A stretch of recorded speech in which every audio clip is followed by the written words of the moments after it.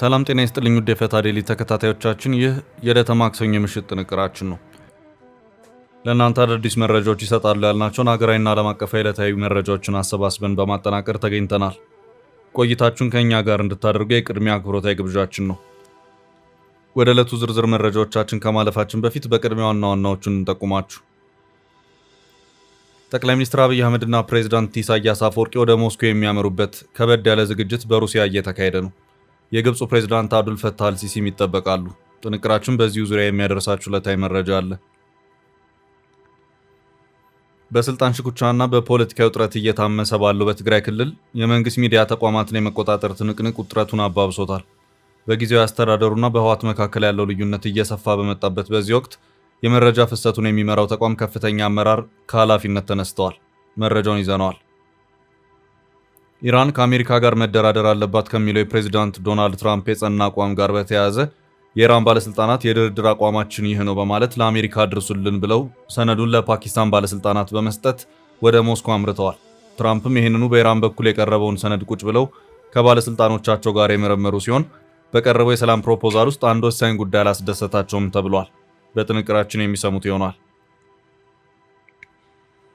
በዛሬው ዕለት የዓለምን ነዳጅ ገበያ ያናወጠ ከባድ ውሳኔ ተላልፏል። የተባበሩት አረብ ኤምሬት ከታላቁ የነዳጅ አምራቾች ማህበር መውጣቷን ይፋ ማድረጓ መላውን ዓለም አስደንግጧል። በኢራን ጦርነትና በሆርሙዝ የባህሮች መጥቀውስ የታመሰ የነዳጅ ፖለቲካ አቅጣጫውን በለወጠበት በዚህ ዕለት የኤምሬትስ ውሳኔ በኢትዮጵያ ላይ ምን ተጽዕኖ አለው? ጥንቅራችን ምላሽ አለው። የአዲስ አበባ ቀላል ባቡር በኢራኑ ጦርነት ተጽዕኖ የተነሳ የማንሰራራት እድል ማግኘቱ ተሰማ። በነዳጅና የመኪና ትራንስፖርት እጥረት የተነሳ ባቡሩ ከፍተኛ ደንበኛ በዝቶለታል። ከአንድ ዓመት በፊት መስመሩ ይነሳል በሚል ውዝግብ የነበረበት የአዲስ አበባ ባቡር አሁን ተጨማሪ 2 ባቡሮችን ለመግዛት እየተሰራ መሆኑን የተነገረው ጉዳዩን የምንመለከት ይሆናል። በደቡብ አፍሪካ በኢትዮጵያውያን ላይ የተፈጸመው አሰቃቂ ግድያ መላውን ማህበረሰብ አስደንግጧል። በጆሃንስበርግ የተከፈተው ድንገተኛ ተኩስ የኢትዮጵያውያኑን ሕይወት ቀጥፏል። ይህ አሳዛኝ ክስተት የጥንቅራችን አካል ነው። እስከ ፍጻሜ አብራችሁን ቆዩ። የምንለቃቸው ዕለታዊ ትኩስ ዜናዎች እንዲደርሷችሁ ላይክ፣ ሼር፣ ሰብስክራይብ ማድረግ እንዳትረሱ።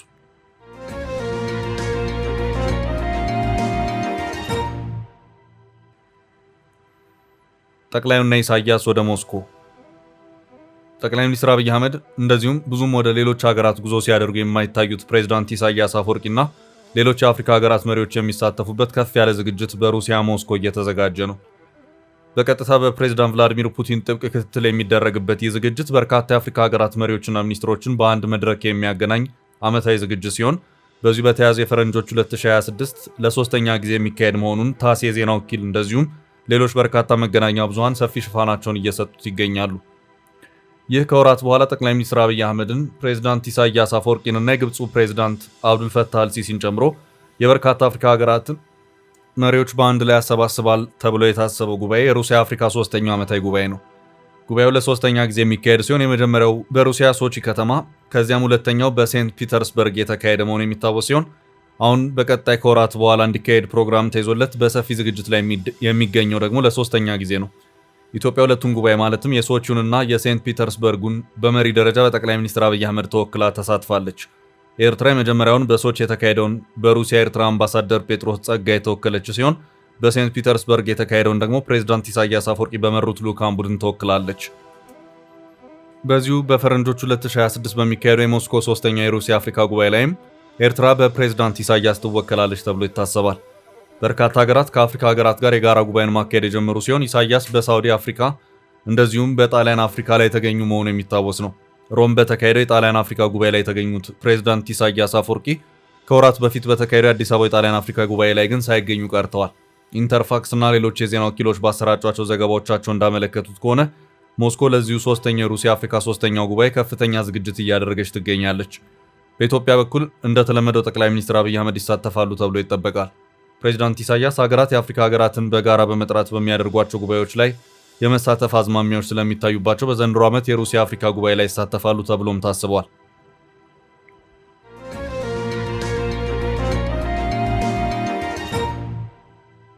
በቀጣይ መረጃ በስልጣን ሽኩቻው አወዛጋቢው ሹምሽር በስልጣን ሽኩቻና በፖለቲካዊ ውጥረት እየታመሰ ባለው በትግራይ ክልል የመንግስት ሚዲያ ተቋማትን የመቆጣጠር ትንቅንቅ ውጥረቱን አባብሶታል። በጊዜያዊ አስተዳደሩና በህወሓት መካከል ያለው ልዩነት እየሰፋ በመጣበት በዚህ ወቅት የመረጃ ፍሰቱን የሚመራው ተቋም ከፍተኛ አመራር ከኃላፊነት ተነስተዋል። በትግራይ ክልላዊ መንግስት ስር የሚገኘው የመገናኛ ብዙሃን ኤጀንሲ ከፍተኛ አመራር ላይ በድንገት የተደረገው ለውጥ በክልሉ ፖለቲካዊ እንቅስቃሴ ውስጥ አዲስ መነጋገሪያ ሆኗል። የካቲት 30 ቀን 2018 ዓ.ም የኤጀንሲው ስራ አስኪያጅ ሆነው የተሾሙት አቶ አባዲ ገብረስላሴ ሹመታቸውን ተቀብለው ስራ በጀመሩ በ45 ቀናት ውስጥ ብቻ ከኃላፊነታቸው እንዲነሱ ተደርገዋል። ይህ እርምጃ የተወሰደው በፕሬዝዳንት ሌተናል ጄኔራል ታደሰ ወረደ በተፈረመና ሚያዝያ 16 ቀን 2018 ዓ.ም በወጣ አጭር ደብዳቤ ሲሆን ተተኪው እስከሚሰየሙ ድረስ የጣቢያው ፕሮግራም ዳይሬክተር ጋዜጠኛ አፈወርቂ ገብረሕይወት ስራውን ደርበው እንዲሰሩ ታዟል። የኃላፊው ከስልጣን መነሳት በይፋ የደብዳቤ ላይ በዝርዝር ባይቀመጥም የቲክቫህ ኢትዮጵያ ታማኝ ምንጮች እንደገለጹት ምክንያቱ ከፖለቲካዊ ወገንተኝነት ጋር የተያያዘ ነው። ስራ አስኪያጁ ወደ ህወሓት በማዳላት የጊዜያዊ አስተዳደሩን ስራ አደናቅፏል የሚል ክስ እንደቀረበባቸው ይነገራል። በተለይም ሚያዝያ 13 ቀን ፕሬዝዳንት ታደሰ ወረደ የሰጡት መግለጫ በመንግስታዊ ሚዲያዎች ተዛብቶ ቀርበዋል በሚል የተቀሰቀሰው ቅሬታ ለዚህ ውሳኔ ዋነኛ መንስኤ ሳይሆን እንዳልቀረ ይገመታል። ፕሬዝዳንቱ መግለጫቸው ተዛብቷል በሚል ላዛ ትግርኛ ለተባሉ የግል ሚዲያዎች ማብራሪያ ለመስጠት መገደዳቸው ሁኔታው ምን ያህል አሳሳቢ እንደነበር ማሳያ ነው። ይህ የሹመት ለውጥ በትግራይ ጊዜያዊ አስተዳደርና በህወሓት መካከል ያለውን የለውጥ ፖለቲካዊ ፍጥጫ የሚያንጸባርቅ ነው የሚሉ አስተያየቶች እየተደመጡ ነው። አቶ አባዲ ገብረስላሴ ኤጀንሲውን ለረጅም ዓመታት የመሩትን አቶ ተሻለ በቀለን ተክተው ተሹሞ የነበረ ቢሆንም የአገልግሎት ዘመናቸው ከአንድ ወር ተኩል መብለጥ አልቻለም። ክስተቱ በክልሉ የመንግስት መገናኛ ብዙሃን ነጻነትና ገለልተኝነት ላይ ጥያቄዎችን ያስነሳ ሲሆን በቀጣይም በኤጀንሲ ውስጥ ሊደረጉ ለሚችሉ ተጨማሪ መዋቅራዊ ለውጦች ፍንጭ የሚሰጥ ሆኖ ተገኝቷል። ይህ በእንዲህ እንዳለ በትግራይ ክልል ያለውን የፖለቲካ ውጥረት ይበልጥ ያባባሰው ሌላኛው ክስተት ደግሞ ህወሓት ሚያዝያ 23 ቀን 2018 ዓ.ም አዲስ የክልል ፕሬዝዳንት ለመሰየም እያደረገ ያለው እንቅስቃሴ ነው። ድርጅቱ ከጦርነቱ በፊት የነበረውን የምክር ቤት አባላት ወደ ስራ እንዲመለሱ በመወሰን የራሱን ፕሬዝዳንት ለመሾም መዘጋጀቱ በፌዴራል መንግስት የስልጣን ዘመናቸው ለተጨማሪ 1 ዓመት ከተራዘመላቸው ከሌተናል ጄኔራል ታደሰ ወረደ ጊዜያዊ አስተዳደር ጋር ከፍተኛ ፍጥጫ ውስጥ ከቷቸዋል። እንደ ዋዜማ ራዲዮ ዘገባ ከሆነ ይህ የህወሓት እርምጃ የፕሪቶሪያውን የሰላም ስምምነት ይጥሳል በሚል በጊዜያዊ አስተዳደሩ በኩል ከፍተኛ ተቃውሞ እየቀረበበት ሲሆን ሁኔታው በትግራይ ያለውን የሁለትዮሽ የስልጣን ሽኩቻ አባብሶታል።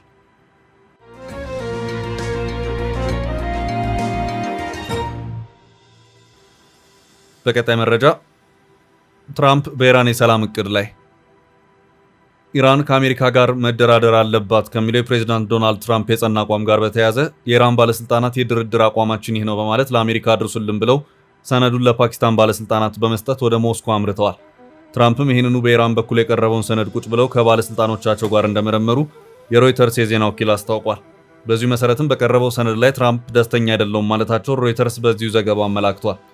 ትራምፕ ኢራን ፈጽሞ ኒኩሌር ልትታጠቅ አይገባም የሚል የጸና አቋም ያላቸው ሲሆን በዚህ አቅጣጫም ኢራን አጥጋቢ ምላሽ ያልሰጠች መሆኑ ታውቋል። ትራምፕን ያላስደሰታቸውም ኢራን ወሳኙ ነጥብ የኒኩሌር ጉዳይ መሆኑን እያወቀች እንዴት እንደቀላል ነገር አድበስብሳ አለፈችው በማለት መሆኑንም በዘገባው ተመላክቷል። ፕሬዝዳንት ዶናልድ ትራምፕ ኢራን የኒኩሌር ፕሮግራሟን እርግፍ አድርጋ መተው አለባት፣ እንደዚሁም ለኒኩሌር ግብዓትነት የሚያገለግለውንና 450 ኪሎ ግራም የሚመዝነውን የበለጸገ ዩራኒየም ለአሜሪካ ማስረከብ አለባት የሚል አቋምን ይዘዋል። ኢራን በዚህ ጉዳይ የለምን ሲደረግ ከበዛ የበለጸገውን ዩራኒየም ደረጃ ዝቅ ላደርግ እችላለሁ እንጂ ማስረከብ የሚለውን ነገር እንዳታስቡት እያለች ትገኛለች። እስካሁን ባለው ሁኔታ ኢራን ለአሜሪካ ያቀረበችው ዝርዝር የድርድር ፕሮፖዛል ምን ይመስላል? በሁለቱም አካላት በኩል በዝርዝር የወጣ መረጃ የለም። የሆርሙዝ ጉዳይ፣ በኢራን ላይ የተጣሉት ማዕቀቦች ስለሚነሱበት ጉዳይ፣ በአሜሪካ ስለታገደው የኢራን ገንዘብ ስለሚለቀቅበትና የመሳሰሉት ጉዳዮች ከኒውክሌሩ ጋር አብረው ተያይዘው ሲቀርቡ የነበሩ ናቸው። በአሜሪካ በኩል ከኒውክሌሩ በተጨማሪ ስለ ኢራን ሚሳኤልም ጭምር ድርድር ይፈለጋል። ለጊዜው ቀውስ ውስጥ ከገባው የዓለም ኢኮኖሚ አንጻር የሆርሙዝ መከፈት ጉዳይ ወሳኝ አንገብጋቢ ጭብጥ ሆኗል።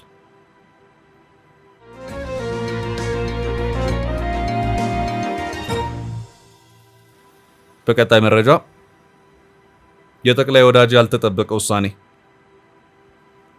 በዛሬው ዕለት የዓለምን ነዳጅ ገበያ ያናወጠ ከባድ ውሳኔ ተላልፏል። የተባበሩት አረብ ኤምሬትስ ከታላቁ የነዳጅ አምራቾች ማህበር መውጣቷን ይፋ ማድረጓ መላውን ዓለም አስደንግጧል። የተባበሩት አረብ ኤምሬትስ ከዓለም አቀፍ የነዳጅ አምራች ሀገራት ማህበር ወይም ኦፔክ ለመውጣት የወሰነችው ድንገተኛ ውሳኔ በዓለም አቀፍ የነዳጅ ፖለቲካና ኢኮኖሚ ላይ ትልቅ ድንጋጤ ፈጥሯል። ይህ ውሳኔ በተለይ በኢራን ጦርነት ምክንያት የዓለም የኃይል ምንጭ ገበያ እየተናወጠ ባለበት ወቅት መምጣቱ የማህበሩን የገበያ ተጽዕኖ የሚያዳክምና በሳውዲ አረቢያ የሚመራውን የነዳጅ ጥምረት ትልቅ ፈተና ውስጥ የሚጥል ነው። ኤምሬትስ ውሳኔውን ያስተላለፈችው የራሷን የኃይል ምንጭ ስልት በጥንቃቄ ከመረመረች በኋላ እንደሆነ መግለጿን ሮይተርስ ዘግቧል። ይህ እርምጃ ለምርት መጠንም ሆነ ለዋጋ ቁጥጥር የሚደረጉ ጥረቶችን ይበልጥ ውስብስብ ያደርጋቸዋል። ውሳኔው ከኢትዮጵያ አንጻር ሲታይም ይህ የነዳጅ ፖለቲካ ለውጥ በቀጥታ ከኑሮ ውድነትና ከአቅርቦት እጥረት ጋር የተያዘ ስጋት ይዞ ይመጣል። ኢትዮጵያ በአሁኑ ወቅት ከፍተኛ የነዳጅ እጥረት ውስጥ የምትገኝ ሲሆን በዓለም ገበያ ላይ የሚፈጠረው አለመረጋጋት የነዳጅ ዋጋ እንዲጨምር በማድረግ በማደያዎች ላይ ያለውን የነዳጅ እጥረት ሊያባብሰው ይችላል። የነዳጅ ዋጋ መጨመር ደግሞ የትራንስፖርት ወጪን በማናር እንደ ምግብ፣ ዘይትና ዱቄት ያሉ መሰረታዊ ሸቀጦች ላይ ከፍተኛ ዋጋ ጭማሪ እንዲመዘገብ ምክንያት እየሆነ ነው። የውጭ ምንዛሬ እጥረት ሌላው የኢትዮጵያ ስጋት ነው። የነዳጅ ዋጋ በዓለም አቀፍ ደረጃ በጨመረ ቁጥር ኢትዮጵያ ለነዳጅ ግዢ የምታወጣው የውጭ ገንዘብ መጠን ይጨምራል። ይህም ሀገሪቱ ለሌሎች ልማቶች የምታውለውን የውጭ ምንዛሬ በማሳጣት የኢኮኖሚ ጫናውን ያከብደዋል።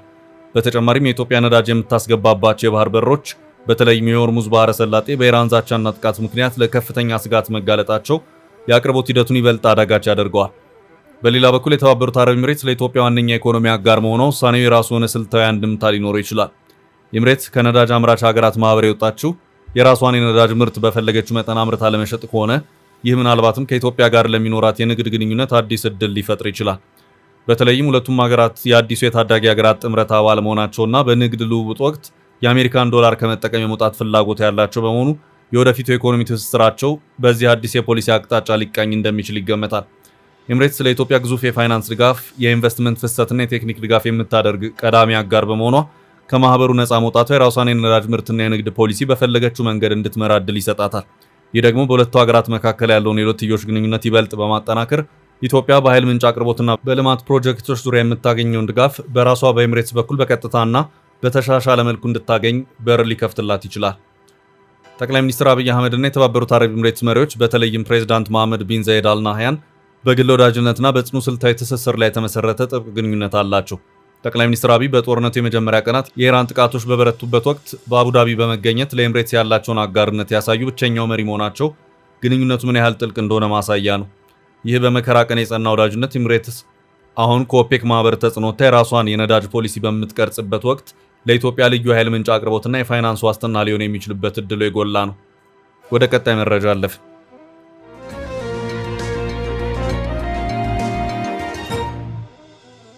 ተጨማሪ ባቡር ሊገዛ ነው።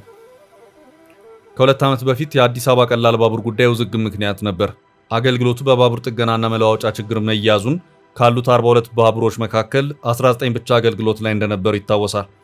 መንግስት ብድሩ ተከፍሎ ላለቀ የከተማ የባቡር ፕሮጀክት መለዋወጫ መግዣና ማንቀሳቀሻ ተጨማሪ ብድር ከቻይና ባንኮች እያፈላለገ ስለመሆኑ ሲነገር ነበር። ከፍጥነቱ ማነስ አንስቶ ለከተማ የሰጠው አሉታዊ መልክ እየተነሳ መስመሩ ሙሉ በሙሉ እንዲነሳ መንግስት ስለመወሰኑ ሲነገርና ይህም በምላሹ ውዝግብ ፈጥሮ እንደነበር የሚታወስ ነው። ታዲያ አንድ ሰሞን በኪሳራ ብቻ ስሙ የሚነሳው ቀላል ባቡር አሁን ላይ የኢራኑ ጦርነት ተጽዕኖ ያልታሰበ ገበያ ከፍቶለታል። የአዲስ አበባ ቀላል ባቡር አገልግሎት በቀን ከ20 እስከ 30 ሺህ የሚደርሱ አዳዲስ ተገልጋዮችን እያስተናገደ ሲሆን አገልግሎቱን ለማስፋት 2 ተጨማሪ ባቡሮችን ወደ ሀገር ውስጥ ለማስገባት እየተሰራ ስለመሆኑ ከባቡር ፕሮጀክቱ ተሰምቷል። በመካከለኛው ምስራቅ ያለው ጥረት በነዳጅ አቅርቦት ላይ መስተጓጎል በመፍጠሩ የመዲናዋ ዜጎች ባቡርና አማራጭ የትራንስፖርት አገልግሎት ማድረጋቸውን የተነገረው የከተማው ቀላል ባቡር አገልግሎት አሁን ላይ በቀን ከ70 ሺህ በላይ ለሚሆኑ ሰዎች አገልግሎት እየሰጠ እንደሚገኝ የአዲስ አበባ ቀላል ባቡር አገልግሎት ድርጅት ዋና ስራ አስፈጻሚ ዶክተር ብርሃኑ አበባው ለሚዲያ ገልጸዋል። የተጠቃሚ ቁጥር ከዚህም ሊበልጥ እንደሚችል ስራ አስፈጻሚ የተናገሩ ሲሆን አሁን የተፈጠረውን ከፍተኛ ፍላጎት ለማሟላት ተጨማሪ 2 ባቡሮችን ለማስገባት እየተሰራ መሆኑ ተብራርቷል። በኢትዮጵያ አቆጣጠር በ2027 በአዲስ አበባ ስራ ላይ የነበሩ ባቡሮች ቁጥር 19 ብቻ የነበረ ሲሆን በአመቱ ድርጅቱ 6 ተጨማሪ ባቡሮችን ጠግኖ ወደ ስራ ማስገባቱን ገልጾ ነበር። የባቡር አገልግሎቱ ግን ለዓመታት በግማሽና ከግማሽ በታች በሆነ አቅም ሲሰራ መክረም የሚታወቅ ሲሆን እንደ ድርጅቱ መረጃ በ2017 ዓ.ም ለ16.8 ሚሊዮን ዜጎች የትራንስፖርት አገልግሎት በባቡር ያገኙ ሲሆን በዚህም በአመቱ 257 ሚሊዮን ብር ገቢ ማግኘቱን ድርጅቱ ገልጾ ነበር።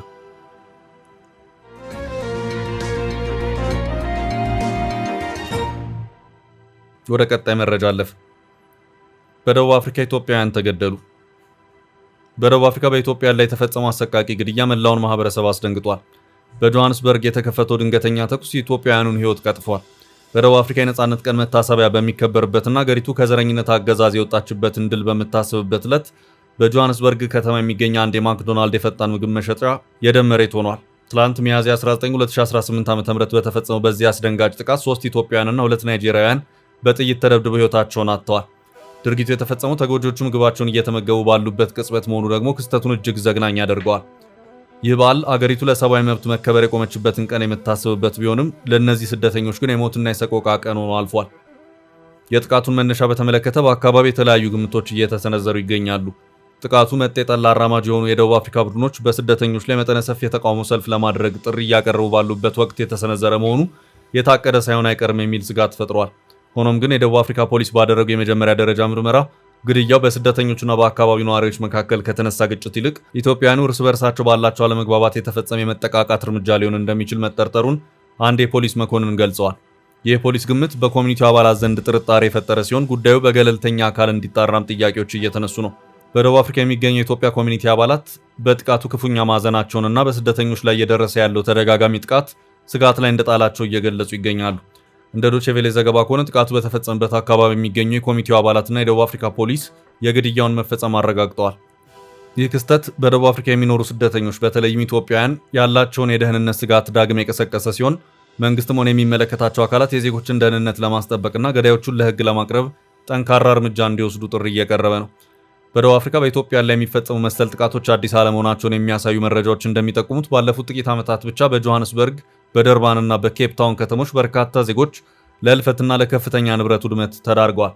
በተለይም በከተሞች የንግድ ማዕከላትና በከተማ ዳርቻዎች የሚንቀሳቀሱ ስደተኞች ላይ ያነጣጠሩ የታጠቁ ዘረፋዎችና መጤ ጠል ጥቃቶች ቁጥራቸው እየጨመረ የመጣ ሲሆን አብዛኞቹ ድርጊቶች በወንጀለኞች ቡድን ወይም በማህበራዊ ንቅናቄዎች ስም የሚፈጸሙ ናቸው።